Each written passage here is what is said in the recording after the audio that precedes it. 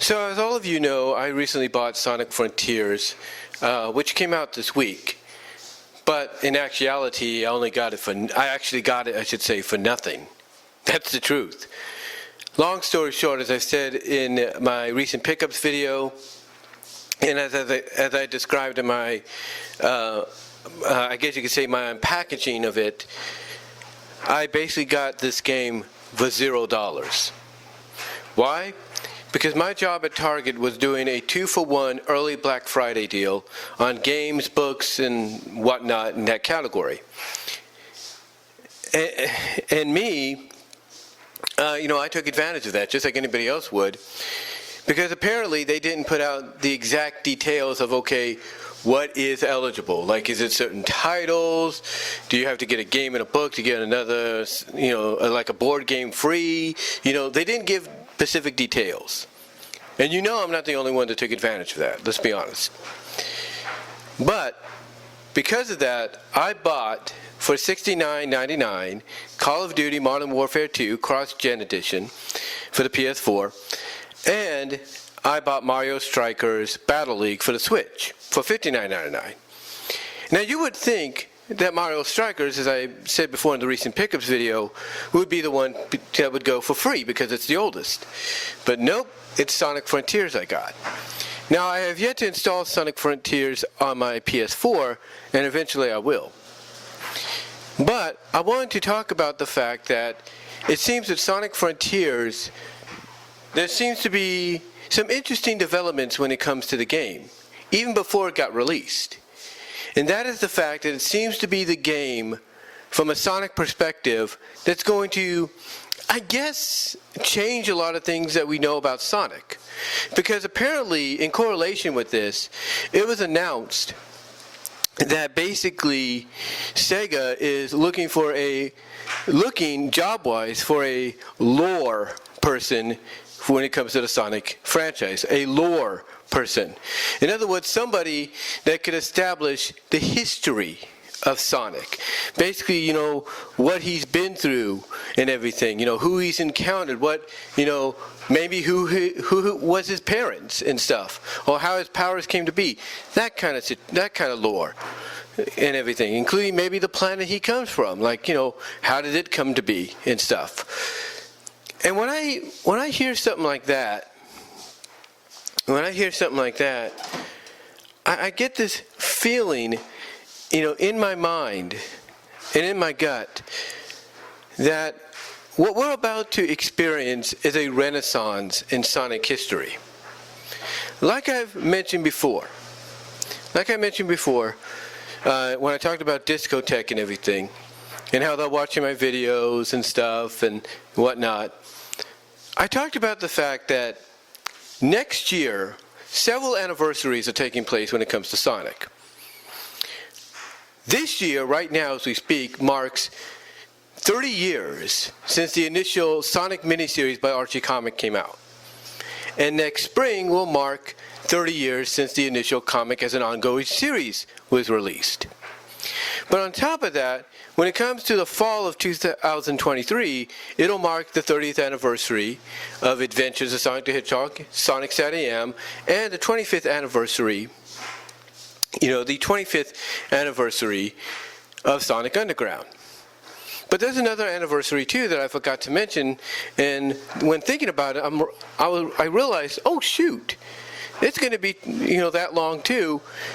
Basically, 2023 will mark 20 years since Sonic X came out. So a lot of anniversaries when it comes to Sonic, game-wise and multimedia-wise, are happening next year.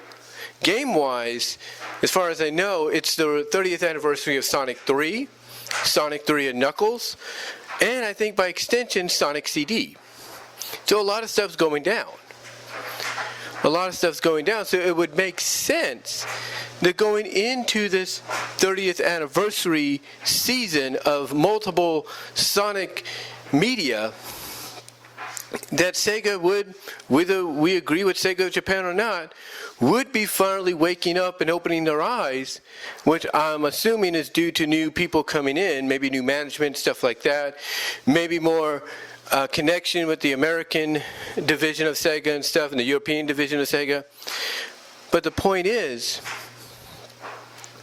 it seems that now they're opening their eyes and realizing, hey, we could make something, financially successful out of putting some lore, some reasoning, storytelling behind Sonic.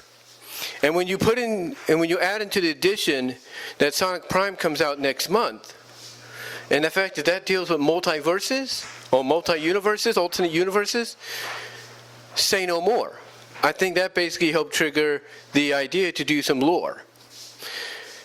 But what kind of lore would it be? Well, a lot of people are hoping that maybe if that lore has to deal with multiverses,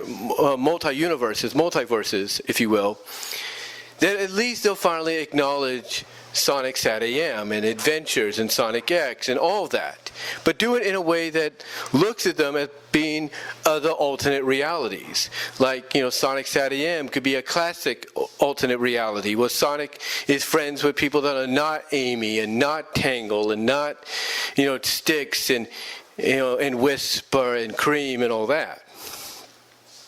That maybe there's a universe that's based around the Archie books. Maybe there's a universe based on the IDW books. And you get the idea.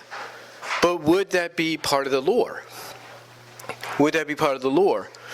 And I think, honestly, it would be. It would be a part of the expanding lore.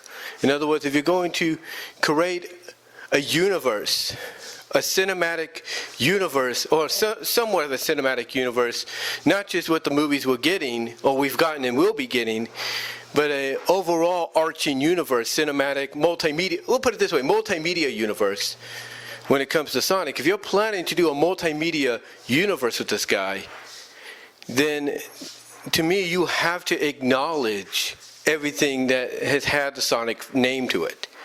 You have to acknowledge Sonic SatAM. You have to acknowledge Adventures. You have to acknowledge Underground. You have to acknowledge Sonic X. You have to acknowledge the Archie books, the IDW books, and so on, as well as previous games that, people know about but don't get that much love. You have to acknowledge them because they are part of the history of this character, the history of this franchise, and they can be looked at as alternate realities.